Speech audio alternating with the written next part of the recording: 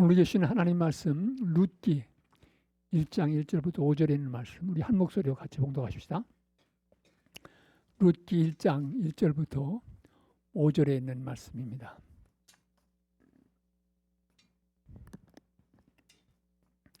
사사시대에 그 땅에 기근이 든 일이 있었다. 그때 유대 베들레헴 태생의 한 남자가 모압 지방으로 가서 임시로 살려고 아내와 두 아들을 데리고 길을 떠났다. 그 남자 이름은 엘리멜렉이고 아내 이름은 나오미이며 두 아들의 이름은 말론과 기련이다.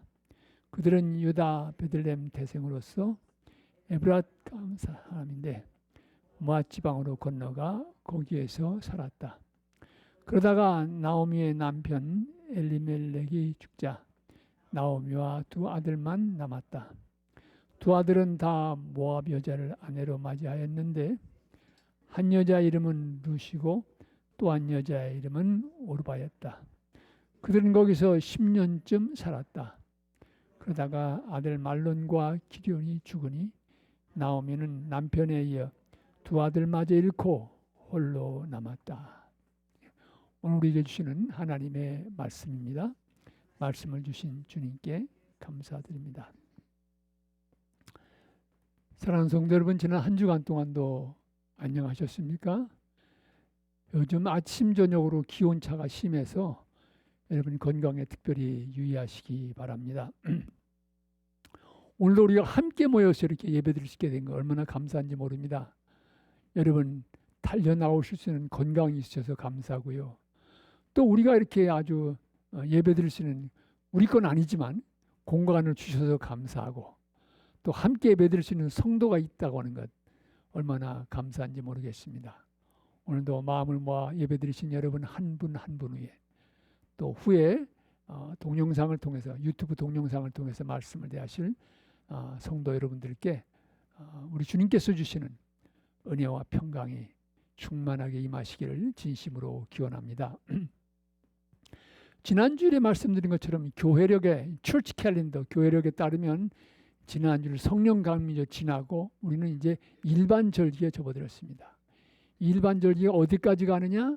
주님 오심을 기다리는 대강절까지 갑니다. 예, 대강절부터 새롭게 이제 교회의 절기가 시작되지요. 이 일반 절기를 맞아서 저는 대개 뭐 그 전에도 했습니다만은 연속 설교를 많이 기획하는데 이 근본 일반 절기는 먼저 룻기로 시작을 하려고 합니다. 오늘 다음 주일은 이제 실내 야외배니까 한 주 건너뛰고 그 다음 주 이어서 이제 7번에 걸쳐서 이 설교가 계속되겠습니다. 여러분 기억하시고 좀 기도 많이 해주시면 감사하겠습니다. 룻기는 4장밖에 안 되는 짧은 책입니다. 이 책은 이스라엘 백성이 가나안 땅을 정복하고 그 땅에 정착해서 살아가는 이 사사 시대가 있는데 왕이 없이 하나님이 그때그때 필요한 지도자를 일으켜서 나라를 이끌어가게 하신 이 사사 시대를 배경으로 기록된 책입니다. 룻이라고 하는 이스라엘 사람이 아닌 모압 여자, 그 여인과 그의 시어머니인 그 나오미의 이야기가 줄거리를 이루고 있습니다. 앞으로 말씀을 드리겠습니다만은 룻이라고 하는 여자는 이방 여인입니다. 유대 계통의 여자가 아니에요. 모압 여인이거든요. 근데 이 여인이 이제 시어머니를 따라서 유대 땅에 와서 이제 다시 결혼하게 되고 그러면서 그 후손 가운데서 다윗 왕이 태어났습니다. 유대 역사에서 가장 널리 알려진 명군이라고 하는 다윗 왕의 족보에 이방 여인이 들어오게 된 것입니다. 그것도 중요한 일이지만 그 다윗 왕의 족보에서 누가 태어나십니까? 예수님이 태어나시는 거죠. 제가 어려서 성경 암송 대회 할 때 마태복음 1장부터 5장 8복까지를 외웠습니다. 그래서 암송대 1등을 했는데 그래서 그때 제가 이 족보에 대해서는 탈통했었습니다. 근데 그 이름 외우는 게 쉽지 않더라고요. 근데 어쨌든 이 룻이라고 하는 사람이 예수님의 족보에 등장하는 것입니다. 그리고 특별히 우리 이제 미국 땅에 이민 와서 살아가는 우리 코리안 아메리칸들은요. 이 룻이라고 하는 여자가 사실은 자기 고향 땅에 있다가 유다로 이민 온 거예요. 그래서 이민자의 대선배라고도 할 수 있습니다. 그래서 특별히 우리들에게도 중요한 의미를 가지고 있습니다. 오늘 우리가 함께 봉독한 룻기 1장부터 5절까지의 1절부터 5절의 말씀은 룻기의 서론적인 이야기입니다. 사사시대 흉년이 들어서 고향 베들레헴을 떠나고 모압 땅으로 이사 갔던 엘리멜렉이라는 사람의 이야기를 얘기해 주고 있습니다. 엘리멜렉과 그의 부인인 나오미 그리고 두 아들 말론과 기련이라고 하는 이 네 가족이 흉년을 피해서 이방 땅인 모압 땅에 가서 살게 됩니다. 그런데 타향살이 10년 만에 이 가정은 참으로 어렵고 힘든 상황에 부딪히게 되었습니다. 먼저는 가장인 엘리멜렉이 세상을 떠났습니다. 그 뒤에 두 아들이 모압 여인과 결혼해서 가정을 이루었는데 얼마 가지 않아서 이 두 아들마저도 세상을 떠나고 말았습니다. 결국 젊은 두 며느리인 오르바와 룻 그리고 그들의 시어머니가 되는 나오미 이 세 사람만 덩그러니 남게 되었습니다. 우리말에 설상가상 이런 말이 있죠. 눈이 오는 게 거기 또 소리까지 냈다 이런 얘기인데 엎친 데 덮치다 그런 말과 이제 비슷한 말인데요. 바로 이런 상황을 두고 하는 것 같습니다. 잘 살아보려고 기근을 피해서 고향을 떠났습니다.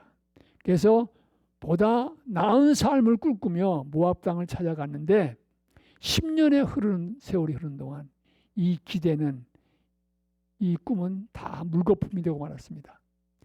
남편 엘리멜렉이 세상을 떠나는 것만도 큰일인데 미래라고 얘기할 수 있는 사랑하는 두 아들마저도 이방 땅에서 잃어버리게 된 것입니다.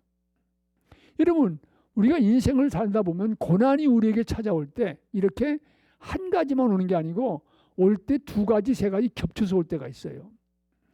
한 가지 어려움도 견디기 힘든데 여기에 또 다른 어려움이 겹쳐서 우리의 인생길을 가로막을 때가 있습니다. 이 같은 이중삼중의 고통에 휩싸일 때 우리는 어떻게 해야 할지 암담하고 막연함을 느끼게 되는 경우가 많습니다. 더 이상 갈 길이 없다고 하는 절망감을 느끼기도 합니다. 특별히 하나님을 믿고 열심히 믿음 생활하는데도 엎치고 덮치는 고난이 찾아올 때 우리는 하나님 향해서 원망과 항의의 소리를 발할 수밖에 없지요. 하나님, 과연 살아계신 겁니까? 하나님, 내가 왜 이런 어려움을 당해야 됩니까? 제가 뭘 잘못했기에 이런 고통을 주시는 겁니까? 하나님의 사랑은 지금 어디에 있습니까? 하나님께서는 정말 나를 사랑하시는 겁니까? 아니, 하나님은 정말 살아계신 겁니까? 이런 질문들을 하나님 앞에 던지게 되지요. 역사상 유례 없었던 그 코로나 바이러스의 사태로 세상에 고통을 당할 때 그때 저는 뉴저지에 있는 갈보리 교회 임시 담임 목사로 가 있었습니다. 그런데 정말 그 성도들의 가정에 어려움이 닥치기 시작하는데요. 2중, 3중으로 다가오는 것들을 목격하면서 참 마음이 많이 아팠습니다. 멀쩡하던 사업체가 문을 닫게 되고 그러면서 종업원들 다 내보낼 수밖에 없게 되고 또 자신도 경제적인 위기에 휩싸이는 그런 아픈 순간들을 지켜볼 수가 있었습니다. 게다가 건강마저 이상이 올 때는 정말 어렵고 힘든 현실을 만나게 되는 것을 보았습니다. 사랑하는 성도 여러분, 과부 나오미 가정의 이야기는 먼 옛날 이야기지만 먼 옛날 이야기만은 아닙니다. 나오미의 이야기는 오늘 나의 우리 가정의 이야기일 수도 있습니다. 그렇지 않길 바랍니다. 우리 모두 정말 원하지 않지만 삶을 살아가다가 보면 이런 고난의 광풍이 우리의 인생에도 찾아올 수가 있습니다. 여러분, 이런 고난의 밑바닥 속에서 과연 길이 있습니까? 희망이 있는 것입니까? 절망의 굴레를 넘어설 수 있는 출구가 있습니까? 캄캄한 좌절과 고통의 골짜기 속에서 과연 길이 있는 것입니까? 성경은 엎친 데 덮친 격으로 밀려오는 이 고난의 광풍 앞에 어떤 메시지를 전하고 있습니까? 성경은 수없는 고난과 역경의 광풍이 몰아친다 할지라도 우리는 하나님 안에서 아직 희망이 있다. 이게 핵심적인 메시지입니다. 아직 희망이 있다고 말합니다. 엎친 데 덮친 것 같은 고난이 밀련 속에서도 길이 있다고 말씀합니다. 고난의 밑바닥 속에서 내일을 꿈꿀 수 있다고 말합니다. 절망의 굴레 속에서 출구가 있다고 말하고 있습니다. 예전 제가 이제 감리사로 섬길 때 조그마한 미국 교회에 이제 새로 목사님을 보냈는데, 그 목사님이 무언가 좀 새롭게 해보려고 열심히 노력하다 보니까 변화를 싫어하는 자는 몇 명 남지 않은 교인도 떠나가는 거예요. 남아있는 교인들 가운데서 의견이 일치가 안 돼가지고 갈등이 있는 거예요. 그래가지고 저한테 감리사님, 이거 정말 이 교회가 희망이 있습니까? 너무 힘듭니다. 얘기하시더라고요. 그때 가만히 생각하다가 어떻게 이 목사님을 격려할까 하다가 이런 얘기를 했습니다. 목사님이 지금 당한 고난의 이 현실은 굴이 아니다. 케이브가 아닙니다. 이건 터널입니다. 굴은 들어가면 끝이 어디에 있는지 끝이 보이지도 않지만 터널은 들어가면 반드시 나오는 길이 있습니다. 그러기에 하나님 안에서 희망이 있을 테니까 용기를 내시라고 그랬습니다. 여러분, 제가 얘기 잘한 것 같지요? 예? 근데 사실은 제가 잘한 게 아니고 주님께서 그런 감동을 주셔서 그런 얘기라고 격려한 적이 있습니다. 우리 인생도 마찬가지입니다. 그래서 사실은 이번 연속 설교의 주제를 뭐라고 할까 하다가 터널을 지나서 이걸 이제 이번 연속 설교의 주제로 삼았습니다. 엎친 데 덮친 격으로 고난의 풍랑이 찾아올 수 있습니다. 실망과 저하절이 우리의 앞길을 가로막을 수 있습니다. 그러나 하나님의 자녀된 우리에게는 살 길이 있습니다. 희망이 있습니다. 출구가 있습니다. 룻기는 바로 이 사실을 우리에게 말해주고 있습니다. 고난의 밑바닥으로 굴러떨어졌던 가정, 시어머니 나오미와 며느리 룻의 인생이 하나님의 은혜 안에서 어떻게 회복되어져 가는지 룻기는 우리에게 전해주고 있습니다. 앞으로 7주 동안 여러분 서로 기도하면서 기대를 갖고 말씀을 한번 생각해 보십시다. 여러분, 먼저 엎친 데 덮친 격으로 남편에 의해서 두 아들을 잃고 절망과 탄식 속에 있던 나오미와 두 며느리들의 밑바닥, 바로 그 인생의 최저점, 이것이 무슨 의미가 있는지를 성경 속에서 몇 가지 생각해 보겠습니다. 엎친 데 덮친 격으로 고난이 밀려올 때 우리는 생각합니다. 먼저 생각하는 게 하나님이 나를 떠나셨나 보다. 하나님이 나를 버리셨나 보다. 이런 질문을 하게 됩니다. 근데 여러분, 그렇지 않습니다. 결코 그렇지 않습니다. 우리를 향한 하나님의 사랑은 고통을 당하면 끊어지는 그런 얄팍한 사랑이 아닙니다. 우리가 고통을 당할 때 우리 곁을 떠나는 그런 변덕스러운 사랑도 아닙니다. 그 고통의 때는 그 어느 때보다도 하나님이 가까이 계신 때입니다. 저는 제 삶의 경험 속에서, 말씀 속에서 분명히 깨달았습니다. 고통의 그 순간은 바로 어느 때보다도 하나님의 은혜의 손길이 우리와 함께하고 있는 때입니다. 여러분, 풋프린트, 발자국이라는 시를 다 아실 줄 믿습니다. 어느 날 한 사람이 밤에 꿈을 꿨습니다. 주님과 함께 해변을 걷는 꿈이었습니다. 하늘에는 그가 걸어온 인생의 장면들이 쭉 펼쳐지기 시작했습니다. 매 장면마다 그 모래사장 위에는 두 사람의 발자국이 있는 것을 보았습니다. 하나는 자기 자신의 발자국이고 하나는 자기와 함께 주시는 예수님의 발자국이었습니다. 그 인생의 마지막 장면이 스쳐 지나갔을 때 그는 그가 걸어온 모래 발자국의 차취를 돌이켜보았습니다. 그런데 그의 인생 속에서 가장 힘들고 어려울 때, 그때는 발자국이 하나만 있는 거예요. 고통스럽고 어렵고 절망의 순간, 주님이 옆에 계신 것이 아닌 것처럼 자기 혼자만의 발자국, 한 발자국이 하나만 있는 거예요. 이 사실을 발견하고 그는 깨닫고 고민하면서 주님께 여쭙니다. 주님께서는 제가 주님을 따르기로 작정한 순간부터 저와 함께 끝까지 가겠다고 말씀했습니다.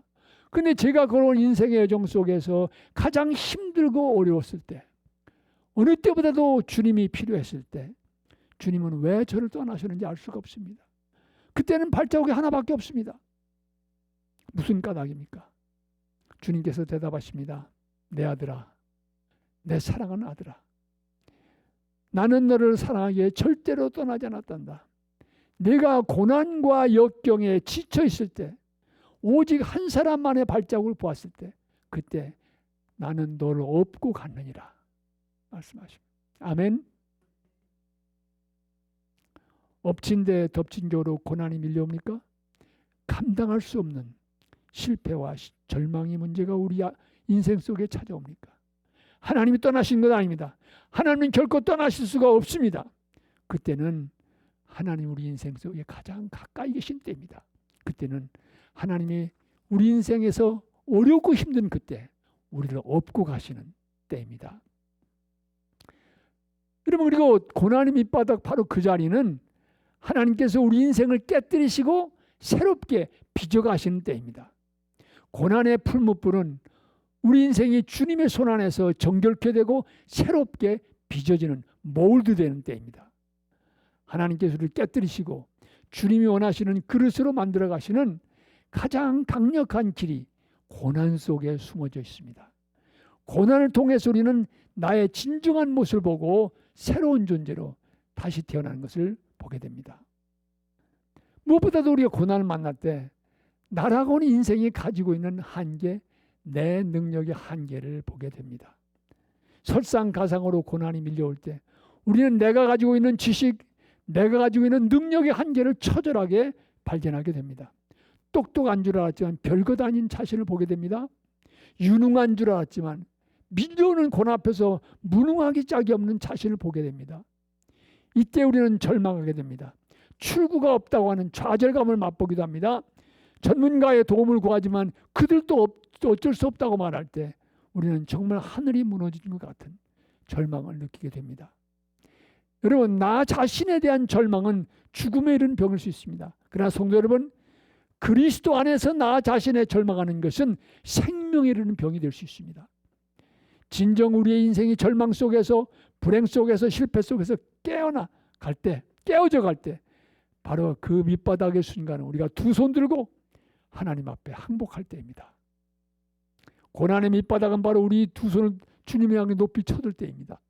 내 능력, 내 지혜, 내 가진 것의 한계를 느끼므로 주님의 능력, 주님의 지혜, 주님의 손길을 의지하고 붙들 수 있도록 인도에는 길잡이, 성경의 몽학 선생이 하는 이 길잡이가 바로 고난의 밑바닥일 수가 있습니다. 여러분, 우리 주님께 두 손 들고 항복하면 희망이 있습니다. 그러기에 히브리서 기자는 이렇게 증언합니다. 우리의 인생의 터전이 흔들릴 때, 고난과 역경에서 흔들릴 때, 그때 흔들리지 않는 영원히 존재하는 것들이 드러나게 된다. 그렇게 이야기했습니다. 고난의 밑바닥은 내가 깨어지는 자리입니다. 나를 새롭게 빚어가시는 하나님의 손길이 우리의 인생을 어루만지시는 때입니다.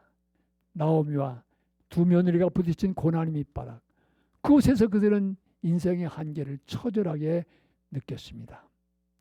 그리고 여러분, 엎친 데 덮친 격으로 고난이 밀려오는 때, 그때 고난의 밑바닥, 고통의 그 자리는 결코 무의미한 시간이 아닙니다. 결코 뜻없는 자리가 아닙니다. 사도 바울은 로마서 8장에서 이렇게 기록했습니다. 하나님을 사랑하는 자, 그 뜻대로 부르심을 받은 사람들에게는 모든 일이 합력하여 선을 이룬다.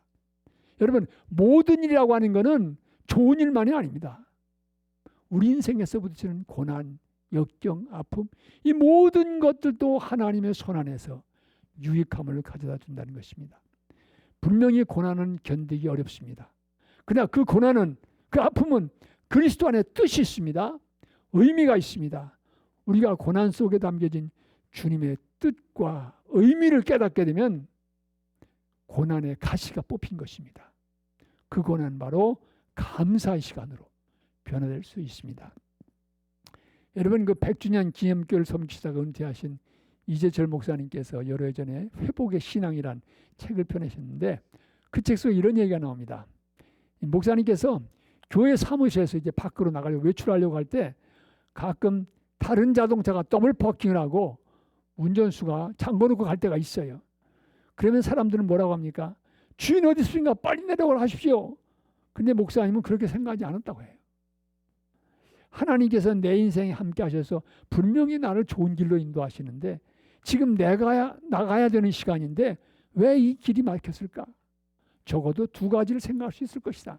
하나는 지금 떠나는 것이 적절하지 않기 때문에 하나님 막으실 수도 있고, 또 한 가지는 지금 내 자동차가 가로막혀서 나가지 못하지만 이 시간이 결코 무의미한 시간이 아니다. 이걸 깨달았다는 것입니다. 이 순간들의 의미가 있을 것이다. 한 번은 목사님께서 제주도에 가셨는데 한반도 전체 안개가 껴가지고 이 비행기가 딜레이 되기 시작했습니다. 빨리 가야 하는데 1시간 늦어지고 2시간 늦어지고 3시간 늦어지니까 처음엔 사람들이 참다가 공항 데스크에 가가지고 항의하고 소리 지르고 난리가 난 거예요. 그러나 목사님은 하나님께서 아마 지금 가는 게 안 좋은가 보다 생각하시는가 보다. 그리고 편안한 마음으로 신문을 읽다가 조그만 책방에 가셨다고 합니다. 거기에 마침 리더스 다이제스트라고 하는 잡지가 있어서 읽기 시작했습니다. 근데 그 잡지에서 재미있는 기사를 발견했습니다. 미국에서 미국 사람들이 얼마나 정직한가를 테스트한 내용이 실려 있었습니다. 돈지갑에다가 50불을 넣고 이제 길에 떨어뜨렸습니다. 12개 도시에서 이 2개씩 떨어뜨렸는데 그 지갑이 얼마나 돌아오는가, 또 그 가운데 돈이 얼마나 돌아오는가라고 조사를 해봤는데 한 60% 정도가 제대로 돌아갔다고 합니다. 실험 결과 그래도 미국은 아직은 정직하구나, 이런 내용이었습니다. 그런데 이 이야기를 읽는 순간 다음 주에 요한복음서를 가지고 설교를 하는데 설교의 주제가 정직함입니다. 이것보다 더 좋은 얘기가 없다는 거예요. 없겠는 거예요. 그래서 그날 비행기가 안개 때문에 지체되지 않았더라면 어떻게 이 이야기를 읽을 수가 있었습니까? 막혀있는 그 순간도 하나님 하시는 뜻이 있다. 이게 목사님이 살아가시는 중요한 삶의 모습이었다는 걸 볼 수 있습니다. 혹시 더블 파킹해도 여러분 너무 화내지 마시기 바랍니다. 예? 그 시간은 그 시간대로 의미가 있을 수 있다. 하나님 안에서. 참 좋은 믿음의 고백입니다. 성도 여러분, 우리 인생 여정 속에서 고난의 광풍이 우리의 앞길을 막고 있습니까? 그건 끝이 아닙니다. 잠시 쉬어가라고 하는 하나님의 사인일 수도 있습니다. 지금까지 온 길에서 이제는 돌이켜서 새로운 방향으로 가라고 하는 방향 전환점의 출발점이 될 수 있습니다. 그러기에 우리 그리스도인들에게는 실패도 고난도 다 의미가 있습니다. 하나님 안에서 뜻이 있습니다. 한 가지 더 드리고 싶은 말씀이 있습니다. 엎친 데 덮친 격으로 고난이 밀려올 때, 더 이상 어떻게 할 수 없는 절망 속에 빠져들 때, 그때야말로 문제의 해결이 가장 가까이 다가와 있는 때입니다. 절대절명의 위기는 어떤 모습으로든지 문제의 해결이나 극복이 가장 가까이 온 때입니다. 위기가 심각하면 심각할수록 그만큼 해결은 가까이 와 있습니다. 유명한 그 국무장관이었던 그 헨리 키시너도 이런 얘기를 했습니다. 국제정세의 현실에서도 나라와 나라 사이의 긴장이 고요하고 위기가 심각해지면 심각해질수록 어떤 모습으로든지 해결의 길은 머지않아 열리게 된다. 그런 주장을 했습니다. 여러분, 우리 인생도 마찬가지입니다. 더 이상 내려갈 곳이 없는 고난의 밑바닥까지 떨어지셨습니까? 이제 힘을 내시기 바랍니다. 왜냐하면 더 이상 내려갈 곳이 없기 때문에 이제는 올라가는 일만 남아 있는 거예요. 아멘입니다. 응? 여러분, 하루 24시간 가운데 가장 깜깜한 시간이 언제입니까? 해 뜨기 직전이라고 얘기합니다. 동토기 직전이라는 얘기를 합니다. 어둠이 깊으면 깊을수록 새날은 어둠을 몰아는 태양은 가까이 와 있는 것입니다. 그러기에 엎친 데 덮친 격으로 고난이 밀려올 때는 그만큼 여러분의 인생에 부딪힌 문제 해결도 가까이 와 있다는 것을 기억하시기 바랍니다. 그리스도의 사람들에게는 설상가상으로 고통이 밀려올 때는 절망의 때가 아닙니다. 오히려 소망의 심지를 북돋을 때입니다. 새날을 맞을 준비를 서두를 때입니다. 저는 제 삶에서도 그런 경험을 했지만 처음에 이제 미국 와서 공부를 마치고 워싱턴 하나님께 섬기면서도 같은 경험을 했습니다. 워싱턴 하나님교회는 여러분 잘 아시는 것처럼 워싱턴에서 제일 먼저 세워진 교회입니다. 1951년에 세워졌지요. 그래서 한때는 300명이 넘는 교우들이 예배드리는 왕성한 교회였습니다. 야외 예배를 가면요, 오전에 예배드리고 오후는 그 자리에서 워싱턴 한인의 총회를 했다고 그래요. 그만큼 한인 사회의 중심이 됐던 교회였습니다. 그런데 제가 이제 목회를 시작할 때 한 30년이 넘는 역사인데 역사 속에서 몇 차례 분열의 아픔과 상처를 경험하게 되면서 제가 목회를 시작할 때는 교인이 한 100여 명 남짓으로 줄었어요. 게다가 제가 이제 파송을 맡는다 하니까 더 강력한 리더십이 필요하다고 생각하는 중견교 몇 가정, 귀한 좋은 가정들이 떠나서 새로 교회를 세우게 되었습니다. 이렇게 분열과 아픔과 불확실한 미래로 교회가 바닥을 치고 있을 때, 그때 주님께서는 새날을 열어주기 시작하셨습니다. 여러분, 뱅크에 35만 부리가 있었어요. 그 예배당 새롭게 마련해 보려고 하면요, 이상하게 꼭 두 군데가 나온다든지 교인들의 의견이 가서 안 돼요. 그러니까 논의하다가 아이고 예배당 건물 사기 전에 우리 마음의 성전부터 지읍시다. 그래서 덮어놓고 30년이 넘도록 자체 건물이 없이 그냥 쇠방살이하는 그런 상황이었어요. 그런데 제일 어렵고 힘들 때 맥크린 그 땅을 사게 되고 어렵고 힘들 때 예배당을 짓게 되더라고요. 그 어렵고 힘든 그 순간이 하나님께서 턴어라운드, 다시 시작하시는 출발점이 되었다는 것을 기억합니다. 저는 이 경험을 통해서 깨닫게 되었습니다. 분명히 말씀드릴 수 있게 되었습니다. 고난과 좌절의 밑바닥은 바로 새로운 출발점이 될 수 있다고 하는 사실입니다. 사랑하는 성도 여러분, 오늘 우리의 인생 속에 고난이 밀려오고 있습니까? 더 이상 앞길이 보이지 않는 불확실한 하루하루를 살아가고 계십니까? 이제는 더 이상 내려갈 곳이 없는 고난의 밑바닥에 머물고 계십니까? 엎친 데 덮친 격으로 밀려오는 절망과 고통으로 한숨 쉬고 계십니까? 이 절망 속에서 우리 인생의 한계를 처절하게 느끼고 계십니까? 이 아픈 현실일 때는 하나님이 떠나신 때가 아닙니다. 하나님이 버리신 때도 아닙니다. 우리는 이 어려움일 때 결코 혼자가 아닙니다. 왜 그렇습니까? 주님께서 우리와 함께 하시기 때문입니다. 그리고 이 고난은 결코 무의미한 것이 아닙니다. 그 당시는 괴로워보고 의미 없어 볼지 모르지만 시간이 지나서 돌이켜보면 그 힘들었던 당시에 하나님이 새로운 역사를 시작하셨구나. 이걸 보게 되고 깨닫게 되는 것입니다.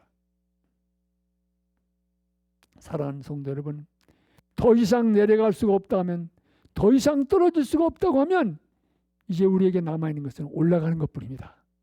회복되는 것뿐입니다. 고난의 밤이 깊으면 깊을수록 해결의 아침은 그만큼 가까이 다가오고 있습니다. 나오미와 두 며느리 인생 속에 엎친 데 덮친 격으로 밀어닥친 고난은 남편을 잃고 두 아들 잃어버리는 고난의 밑바닥까지 떨어지게 했습니다. 그러나 그 밑바닥은 새로운 시작이었습니다. 새로운 전주곡이었습니다. 새날의 전주곡이었습니다. 이제 다음 주부터 6주간에 걸쳐서 성도 여러분 보시기 바랍니다. 예? 들으시기 바랍니다. 하나님께서 나오미와 룻의 인생을 어떻게 바꿔 가시는지, 주님께서 두 여인을 어떻게 업고 새날을 열어 가시는지 우리는 함께 보고 발견하게 될 것입니다. 새로운 희망과 은혜 안에서 사랑하는 성도 여러분 용기를 내시기 바랍니다. 예? 모두 믿음으로 찬송가 543장 다 일어나서 같이 부르십시다. 어려운 일 당할 때